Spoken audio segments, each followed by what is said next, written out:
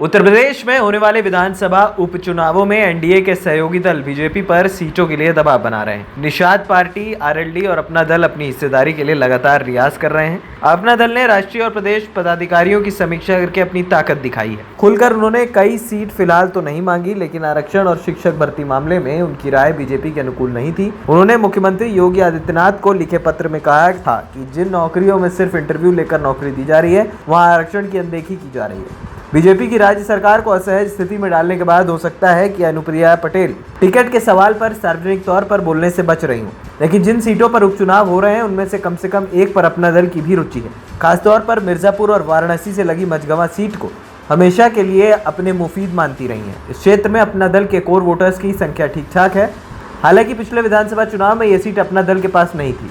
अनुप्रिया पटेल के अलावा निषाद पार्टी के संजय निषाद लगातार 10 में से 2 सीटें अपनी पार्टी के लिए मांग रहे हैं। बताया जा रहा है कि बीजेपी उन्हें मझगवां सीट देने का मन भी बना चुकी है, लेकिन उनकी दावेदारी कटहरा सीट पर है। कटहरा में पार्टी के प्रत्याशी 2022 में ये सीट निषाद पार्टी के खाते में थी।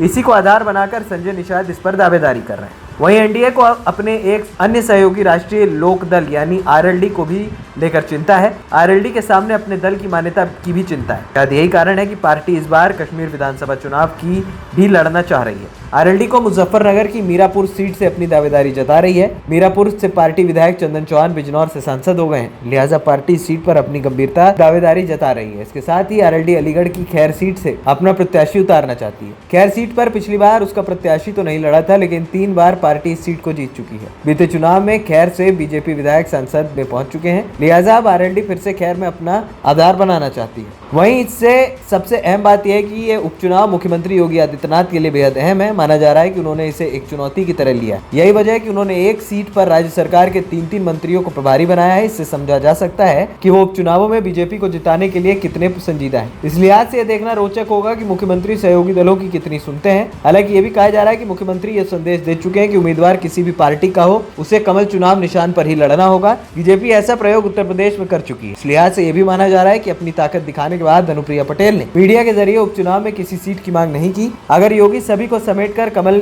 निशान के लिए तैयार कर लेते हैं तो राज्य के विपक्षी दलों की राह कठिन हो सकती है। एएनपी टाइम्स की रिपोर्ट।